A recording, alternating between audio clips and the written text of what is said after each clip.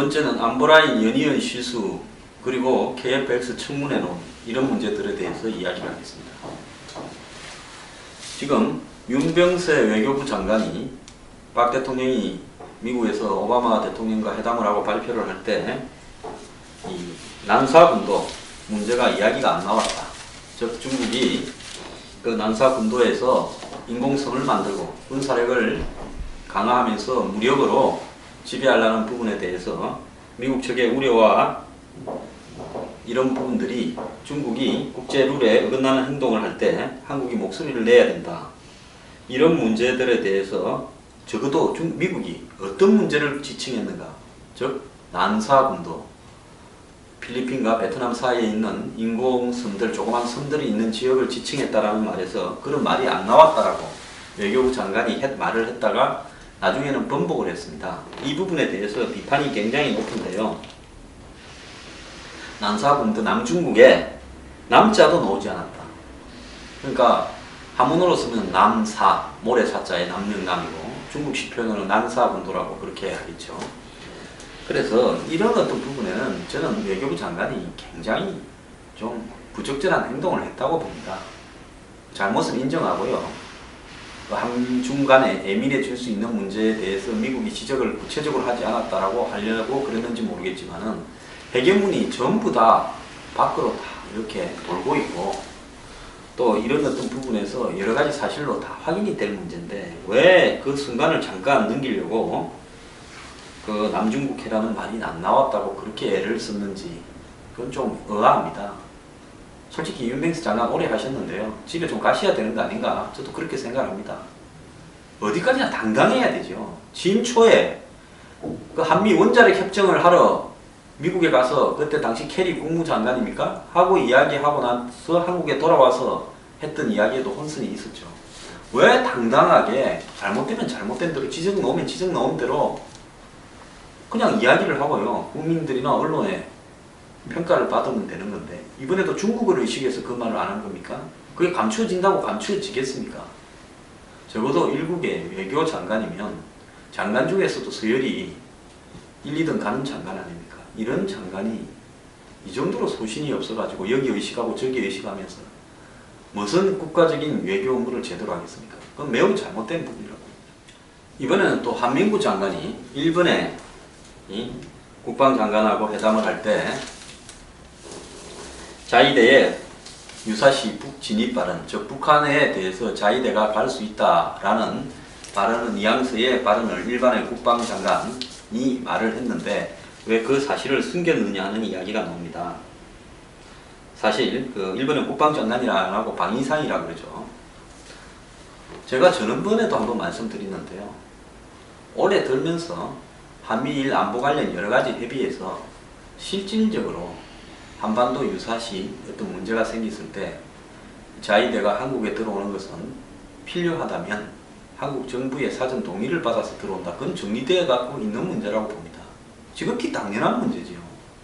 근데 그걸 갖다 지난번에 한교안 총리가 뭐 답변을 잘못했니 어쨌니 해가지고 친일이니 논란까지 벌인 저는 야권의 행태, 즉 함정을 걸어가지고 유사시, 급변시 자위대가 한국에 있는 일본 그리민을 보호하러 들어왔을 때 어떻게 하겠느냐. 그래서 우리가 사전에 뭐 협의를 해서 필요하면 허용하겠다니까 허용하겠다 말만 가지고 난리 쳤지 않습니까?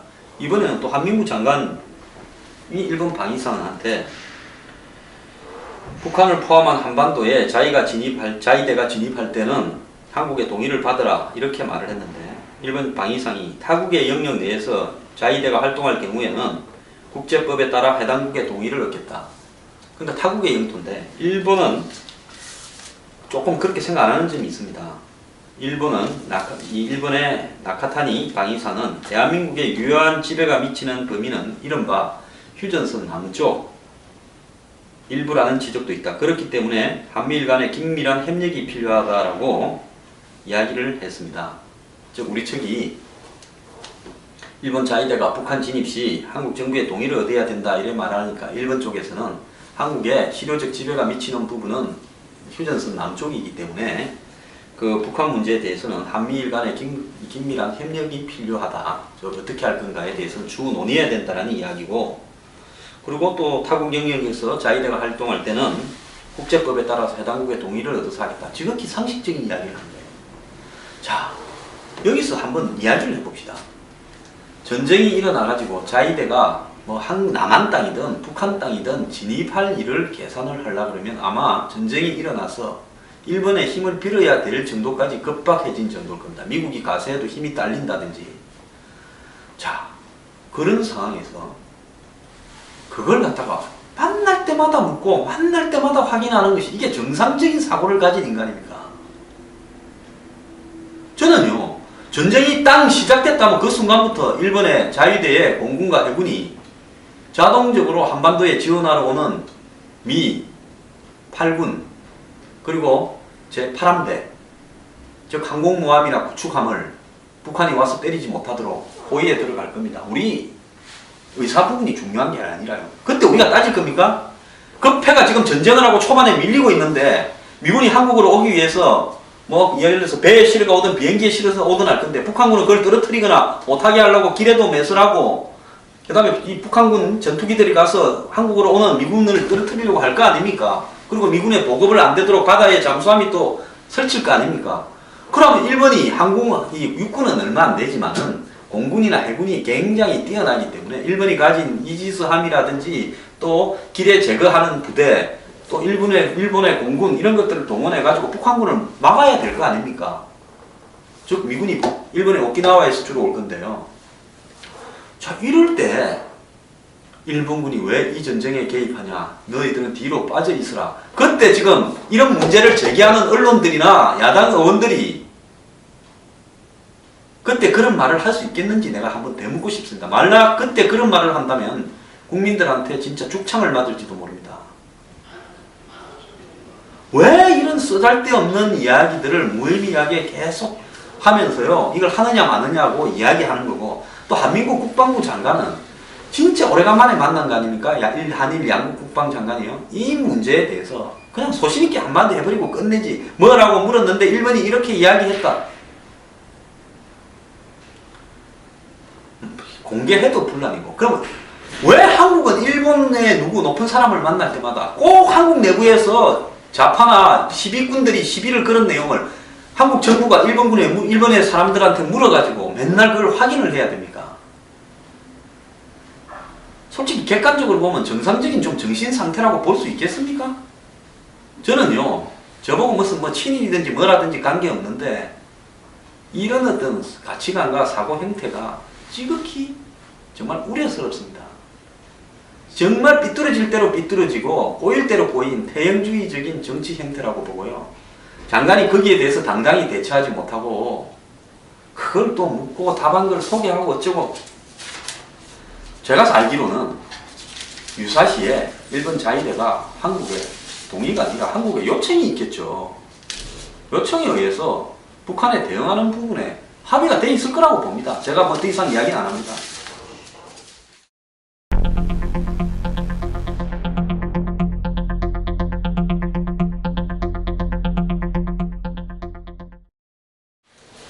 야당이 한국형 차세대 전투기 사업 KF-X 사업에 대해서 청문회를 열어야 된다는데 지금까지 뭐가 잘못됐고 뭐가 문제라서 청문회를 엽니까?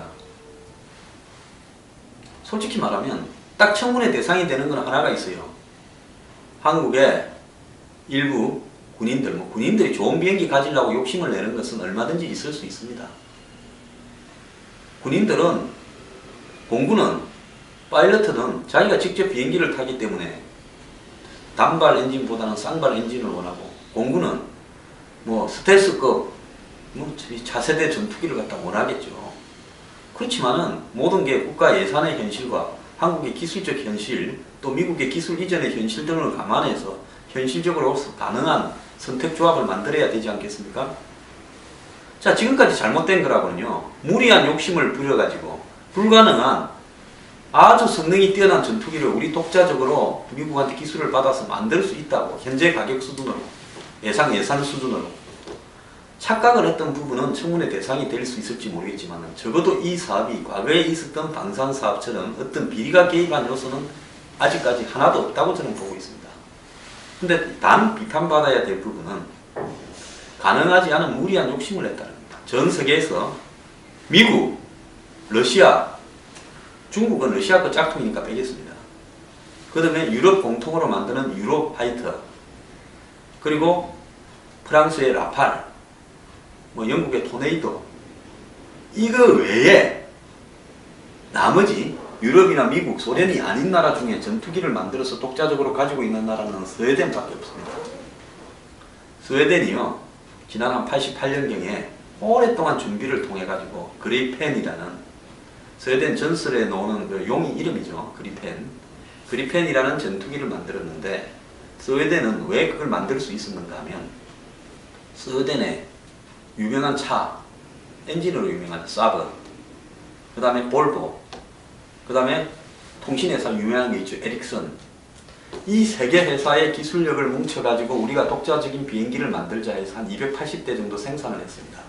근데 스웨덴이 왜 이걸 만들었는가 하면, 스웨덴은요, 지도로 보면 바로 러시아하고 영공이 붙어 있습니다. 그래서 스웨덴 앞마당까지 러시아 비행기가 싱싱 날아다닙니다. 이 북유럽해에 거의 러시아판입니다. 러시아 잠수함, 러시아 군함, 뭐 비행기들이 맨날 스웨덴 영공으로 날아다닙니다. 그래서 스웨덴이 이대로는 곤란하다. 우리가 우리 산악 지형이나 우리 환경에 맞는 우리가 필요로 하는 수준의 비행기를 만들자 해서 거의 로우 레벨, 최경량급, 그러니까 전투기급으로 보면 가장 낮은 급의 전투기를 독자적으로 생산을 했습니다. 8톤밖에 안 되고요. 굉장히 가볍게 합금으로 이렇게 가볍게 만들고 정찰용, 요격용, 공대공 전투용 등을 다목적 전투기를 아주 작은 것을 만드는 겁니다. 그래서 그 전투기는 스웨덴이 왜 만들었는가 하면 공항이 아닌 아스팔트 도로 위에 아무 데서나 앉을 수 있도록, 착륙할 수 있도록 매우 조그만 전투기를 만드는 거예요. 스웨덴은 굉장히 산악 지역이지 않습니까? 곳곳에 아스팔트 도로가 있는데 그 짧은 도로에 비행기가 앉을 수 있게 개발한 겁니다. 그런 전투기가 거의 별로 없어요. 그래서 러시아 비행기가 설치면 우리는 숨어 있다가 곳곳에서 그냥 갑자기 튀어 올라서 격추하고 이렇게 싸우자라고 하는 입장에서 그 전투기를 만들었습니다. 그래가지고 그 전투기가 세계 한 5, 6개국에 수출이 됐죠. 한 5천만 불, 500억 안팎 정도로 이 가격인데요.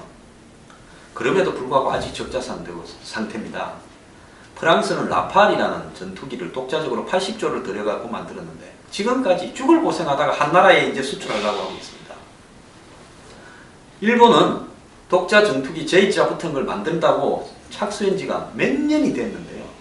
내년에 시제품 하나 낸다 하고 사실상 산업화는 포기하고 미국으로부터 이제 좀 미국이 허용하는 약간 낮은 수준의 전투기를 라이센스 받아가지고 일본에서 조립해가 만들어가지고 좀 양산을 해볼까 하는 준비를 하고 있습니다. 인도하고요. 그래서 전 세계적으로 유럽, 그리고 영국, 프랑스, 미국, 러시아 빼놓고는 독자적으로 전투기를 만들어가지고 성공한 나라가 하나도 없습니다. 스웨덴이요, 그 그리펜이라는 걸 만드는 것도 진짜 유일한 약소 국가가 만드는 건데, 그거는 스웨덴의 기계 산업이 이 사브나 볼보에서, 에릭슨에서 굉장히 축적된 거죠. 그런데도 스웨덴은 거기에 들어가는 레이더라든지 이런 통신 고급 장비들이나 이런 기술들은 또 영국이나 유럽에서 빌려왔습니다. 그렇기 때문에 수출할 때 또 함부로 수출도 못해요. 그렇기 때문에 스웨덴보다도 훨씬 기계나 금속, 엔진 기술이 처지는 한국에서 독자적인 비행기를 만든다는 것은 그건 꿈입니다. 그래서 우리가 가능한 기술은 우리가 하고 미국 걸 넣는 거는 넣어서 대량으로 양산할 수 있는 싼 전투기를 만들어서 미국과 같이 합작으로 해외에 수출을 해보자. 근데 비행기 이름 중에서 F-17이 지금 없더라고요. 제가 조사해 보니까. 그래서 그걸 F-17이라고 이름을 붙이면 그럴싸하잖아요. 근데 왜 없느냐? 미국은 짝수로 붙입니다. F-12, F-14, 뭐 F-16, F-18, F-20까지, F-22, F-35. F-35는 홀수가 있네요. 근데 소련은 미그 27, 미그 29, 미그 17 이런 식으로 홀수를 주고 있죠. 그러다 보니까 그게 비어 있는데 그 F-17을 좀 하자고 해가지고 한 대당 한 400억 정도로 만들어가지고 이 로우급 전투기를 대량으로 양산해서 그래도 좀 중남미나 아시아에 좀 파는 게 그게 유일한 방법이라고 보이는데요. 한마디로 서지도 못하는 사람이 날라고 하다가 지금 이 사태가 벌어진 거니까 그 부분은 좀 추궁을 해도 괜찮다.